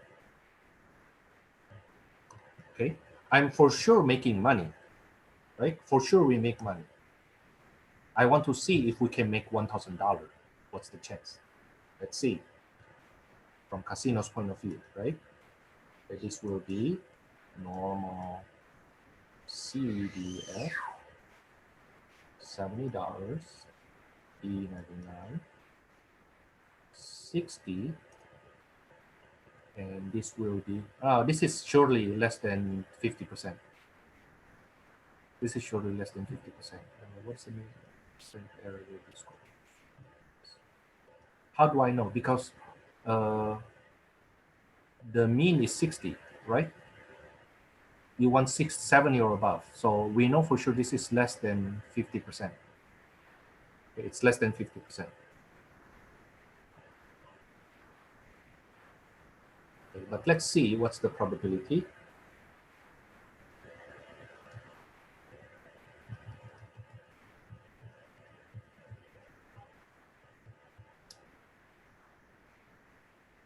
Very small. This is, the number I get from calculator is 7.82767 times 10 to the negative 4. So that's 0.00078. So do you really want to run this, Thomas? This program will definitely make money, but it's the money you make is less than $1,000. Do you want to do it? Okay, then you can change this to, for example, okay, I will be happy with $500. Will that make it? And then change your number again here. Okay. Now, once you report to your boss, for example, boss, the chance that we make money is, for sure we make money, but it will be very likely less than $1,000. Then you compute again what happened if the casino wants to make $500 at least. Okay, how about $250? Now, what number will make your manager, at least your shift manager, be happy enough? Because with extra 40 passengers, of course, then the casino will get a bit busier, right? But when they get a bit busier, will that be worth it to serve these customers, these players, with such extra profit? Okay.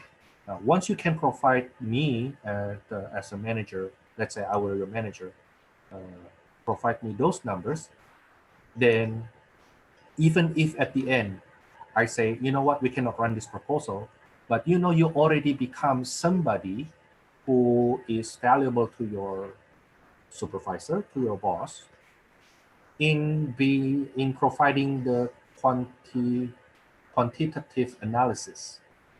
Okay, you can provide the numbers. You can tell the chance of getting more than $1,000 profit from this program is nearly zero. Okay, we will make money for sure, but not $1,000. Okay, you can compute this to later on $500 to $300 level. Okay, then once you provide that to your boss, then your boss, even if you don't run this program, then next time your boss already know, you know what, this person have a good stats, can give me numbers, can back up the claim with numbers. So next time if I have a program, I will ask him or ask her if what's the chance of doing well, at what level to running a new program. Okay, now I hope this explains one thing. Okay. The casino actually still run this program. What I know is they run this program even if they have only 20 passengers. The cost of $800 is way too high. This $1,000 here is way too high. It's not that high. I just make up numbers. I just make up numbers. Okay? This is way too high. As I know, it's less than $400. Okay, and as I know, they also provide free money. Some casino provide $20, some casino provide $10. Basically, that's just to make them want to come. And usually when they come, they actually come in pairs. Let's say they run it usually on Monday and then Monday to Thursday, because those are the dates where casino usually don't have enough players.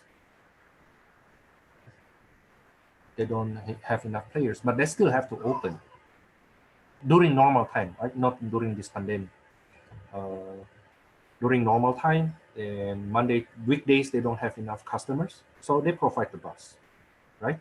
Uh, the bus will start pick up the customers at 10 o'clock and then they leave at 4, you know, and they hope by having these extra buses. Usually they run more than just one bus though.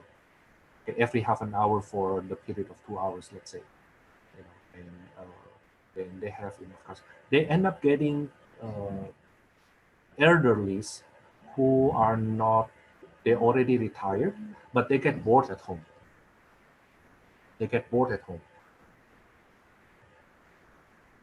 So they try to get that kind of market share, like those already retired.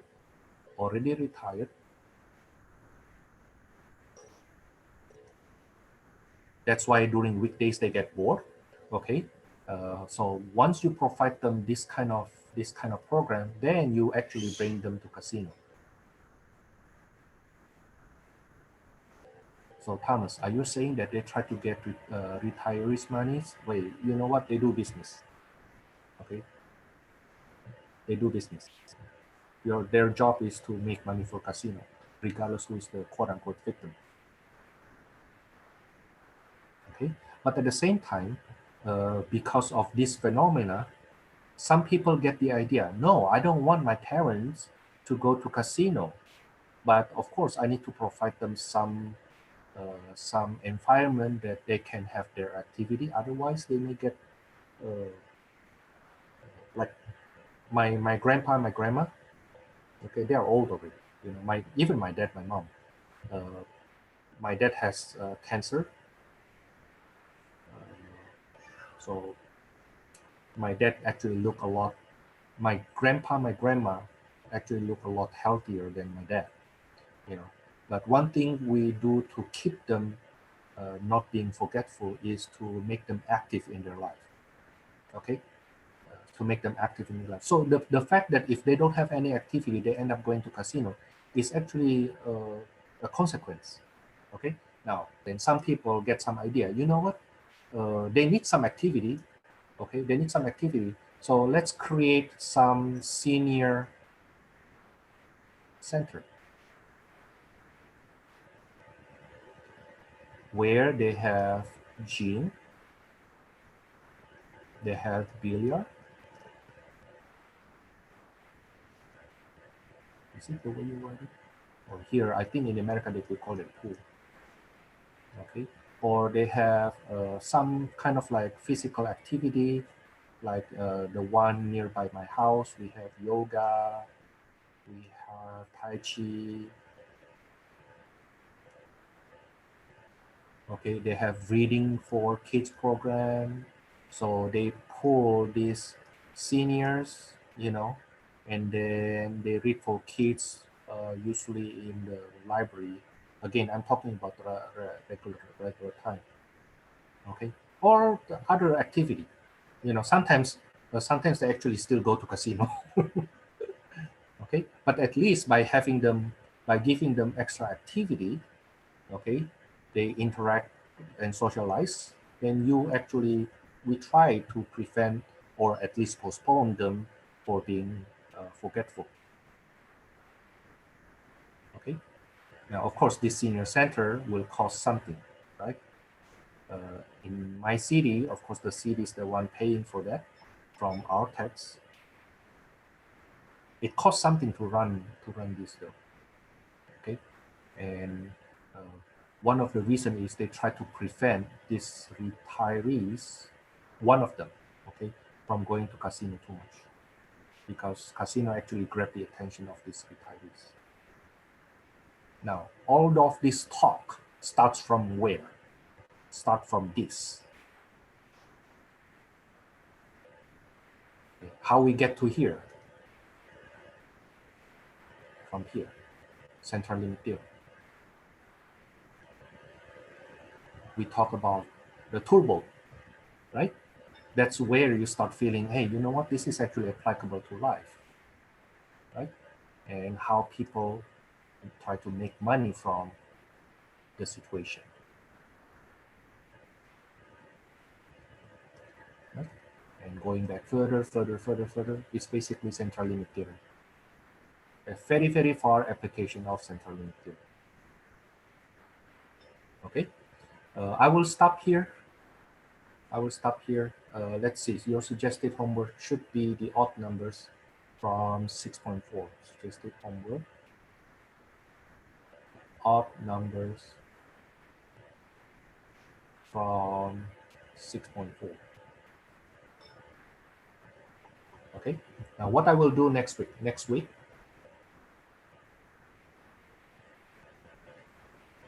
I will start with chapter 7. I think I will do 7.2 first. And then after that, 7.1.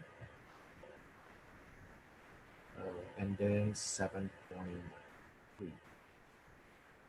I think so. Let me take a look on I'm telling you this because I want you to start reading. I want you to start reading. Let me check.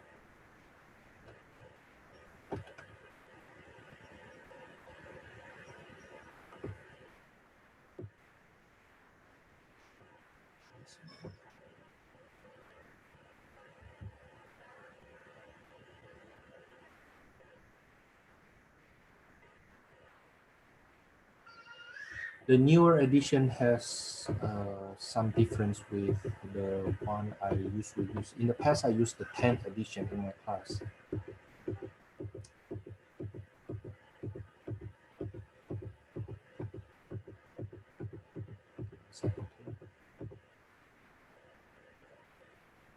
Yeah, I will do 7.123. Basically, I plan to finish the whole chapter 7 next week. Yeah, I plan to finish the whole chapter 7 next week.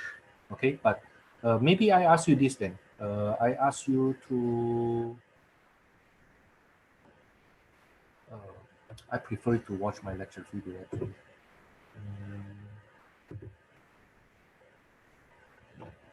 Yeah, basically that's what I will do. But my suggestion is watch lecture video for chapter 7. Watch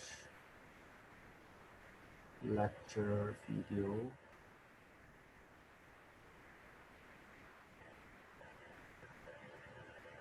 for chapter 7. Then see if I can show you which video is that. In a second.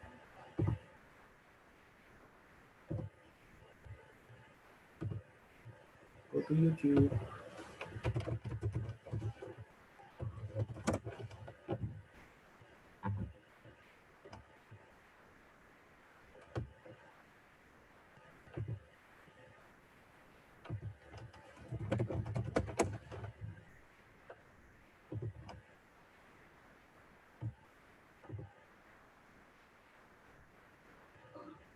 Summary.